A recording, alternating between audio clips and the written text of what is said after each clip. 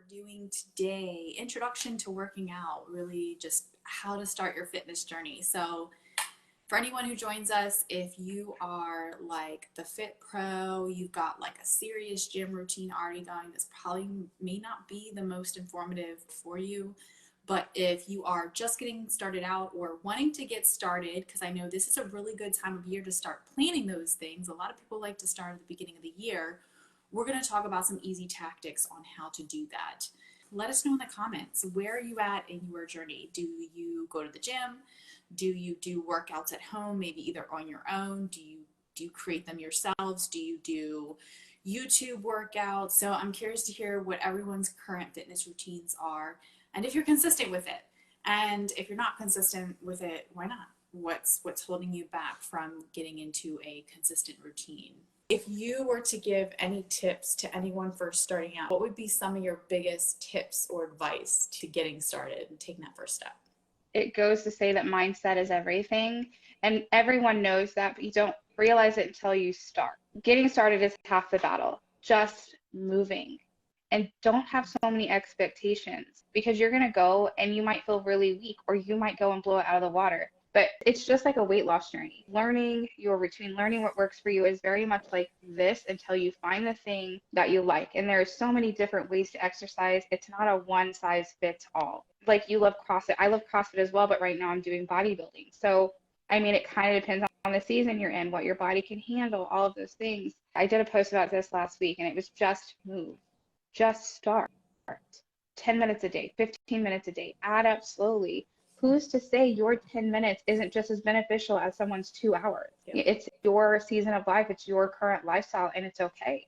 You'll work up to that. If that is your goal, like I want to be a total badass in the gym, by all means, but you're not going to do that overnight. Nobody does. Yeah. And I think comparison is the killer of all joy, not just comparing ourselves to others, but comparing yourself in the current season to previous seasons. Mm-hmm. Like, for example, I'm in a very long season of Olympic weightlifting. I really, really love CrossFit. I still do, but where I'm at right now in my life and the amount of injuries that I got from doing CrossFit, it just doesn't work for me. And for a long time, when I officially stopped doing CrossFit, I felt this emptiness. I'm missing something. I wish I could go back to that. And I lift around a bunch of CrossFitters and I still watch them from time to time. I'm like, I wish I had that because it's like a group setting and I lift on my own. But I'm like, this is where I'm at right now and I'm thriving in it. So I have to accept this is where I'm at, and that's my past, and the past is past. Maybe I'll do it again one day, maybe I won't. And I think a lot of people compare to that too, especially previous athletes who either took a lot of time off, women who have had babies back to back and couldn't work out for a long time, or whatever the situation is. And when they do decide that they want to get back into a routine, the first thing they do is compare to where they used to be. And it's like, you can't, because you're not that person. You're this person right here, right now, in this present moment. So what can you do right this second that's going to serve you, minus comparing to your past? Yeah, I agree with you 100%. You and I have had our own discussions of injuries that we face, and I too have had many injuries over the course of, educating. And I think it kind of puts us in a perfect spot to be the coaches that we are, to say like, whoa, whoa, whoa, don't do this to yourself. Like I've been there, please don't do that. Like And we're I saying have a it lot of because people we have who personal experience we and have we didn't just read about it. personal experience and we're trying to save you because it sucks. It sucks to have to take time off. I've taken time off of CrossFit. I tried to reintroduce it not that long ago and my body quickly was like, nope, you're not ready. And I was like, okay, slap in my face. Cool. Because I too love CrossFit. The snatch is the worst one. So, but like cleans, love that. That's my favorite movement. So like there are things that I love to do that I'm just not quite ready for. And it's okay. It's had to be okay. Okay. And I don't beat myself up about it. I just keep putting one foot in front of the other. That's all you can do. But like the comparison, going back to that, it can really hurt you when you're like, well, that girl's lifting more. I'll try to lift that. Or you see a girl on Instagram, you're like, I want to look like that. I'm going to do everything she does. Maybe you're not ready. So just confirming everything that you just said. And I think when getting I got like, started too, because it is so intimidating based off of whoever ends up watching this, if you've never ever stepped foot in a gym before and you see all this equipment, you see all these people that are like big and buff walking around and you're like, you want to shrink into a hole. Like you don't even want to work out. And one of the easiest things that you could do outside of getting started, step foot in the actual gym. That's the first step. Hmm. Drive your butt over there and get in there, or pick up the 5 pound dumbbells that you bought at home that have just been collecting dust, whatever that action step is. But be realistic with where you're currently at. If you work 9 to 5 desk job, you sit down majority of your day and you really have no physical activity, please do not anticipate being able to go in and get the barbell off the squat rack and squat 200 pounds right away. It's just not going to happen. So you need to have the self-awareness of where you're at physically, what your goals are, and have a plan. If you go in haphazardly, that's when injuries happen first and foremost, because you don't understand what you are and are not capable of. Plus, you're just going to be kind of doing random machines, doing random workouts, and you won't be able to do it in a way in which certain movements complement each other, and you want to work certain muscle groups together, and you want to do it at specific intervals so that you can create hypertrophy, you can create that strength gain outside of just going in and doing a bunch of random machines that you see and they look fun. Yeah, you're going to get a good workout as far as you're going to break a sweat. You're going to get the adrenaline, the pump, so if you will, like the runner's high. But are you really going to get any closer to your goals? Now, let me preface this by saying I would rather you move haphazardly than not move at all. But if you're going to go in, you're going to do the work, you're going to break a sweat, you might as well have a plan, an action plan to where you're actually going to create results from it. Would you agree? I couldn't agree more. Mindset and planning. Your mindset has to be in part with what you're doing. Like if you go in and you're lifting really heavy, but your goal is not hypertrophy, then you're kind of shooting yourself in the foot. So you kind of have to have that education based around what you are doing and make it measurable. If I went in blind, those are things that you might need to know to put yourself in a situation. Like if you walk in the gym, you don't know what you're doing, ask the front desk. Front desk more than likely knows something. They should be okay with being a little uncomfortable. Put yourself in the situations to learn, and that's the only way you're going to grow. But if you go in blind and you don't have points of measurement, you can get very lost. And then at one point, you may look back and be like, oh, I haven't done anything. I haven't done anything important. You have, you just didn't have a plan, and so you didn't have a way of measuring your success. So it's not that you Exactly. didn't do anything; it's that you weren't focused on the plan.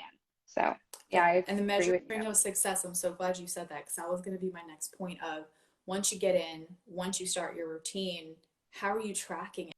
Just like we're telling our clients constantly, like, let's put this on paper. Let's get it out of your head and be like, oh, yeah, I know I ate around like 100 grams of protein today. No, but like, how much did you actually eat?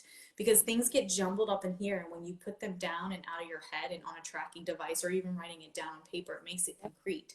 And it helps us as coaches to see and monitor that progress. With or without a coach, you have to be doing the same thing because you have to be holding yourself accountable. And so I'm super old school. I have a notebook where I write down my workouts every single week. I take little notes. So, for example, when I'm hitting upwards of 89%, 80 to 90% of my one rep max, some weeks are great and I don't wear a belt, and some weeks are hard, especially if I'm going for volume and not so much strength. And I have to write to myself, like this week I had to use a belt. And that's normal for us to have really strong weeks and really weak weeks, especially for, no pun intended, for females, because we go through our cycle. And based on where we're at in that cycle, of course, our strength and our energy levels will fluctuate. But you have to record it because if you're just in this routine, you're doing it, it becomes monotonous, you get demotivated, you don't even want to go to the gym because you're like, well, what for? And you didn't record anything, so you see no progress at all, versus someone who gets demotivated, gets tired of doing the same thing, but they're like, let me just go back and see where I was 6 months ago. And they see that, let's just say, they were doing the same exact weight, but 6 months ago, they were only doing it for 5 reps, and now they're doing it for 12 reps. Well, obviously, there's a huge growth in that. And that alone, just seeing that as an instant hit of dopamine to your brain, like, oh, what I'm doing is working. Yep. You may not see those really tiny increments of improvement over time, but when you track the data, when you monitor your progress, it's like night and day. And so it's so important, whether you're with a trainer, whether you're with a coach or not, you have to have that accountability to yourself. Yeah, 100%. So just to confirm, like there are many ways to track progress. They have apps now, which is like super Yep. nice. I use an app and I like to see what I used the week before. I also make notes. I'll make notes on my rate of perceived exertion of the day. and between my lifts. So I'll be able to sit there and say, this lift sucked, do better next week. And I have noticed that it has a great deal to do with my cycle. But I know going into that particular cycle that I am going to be weaker. And I do have to set myself aside and say, okay, you're going to be a little weak. Don't hit any PRs right now. Calm Right. down. Like you don't need to during this time.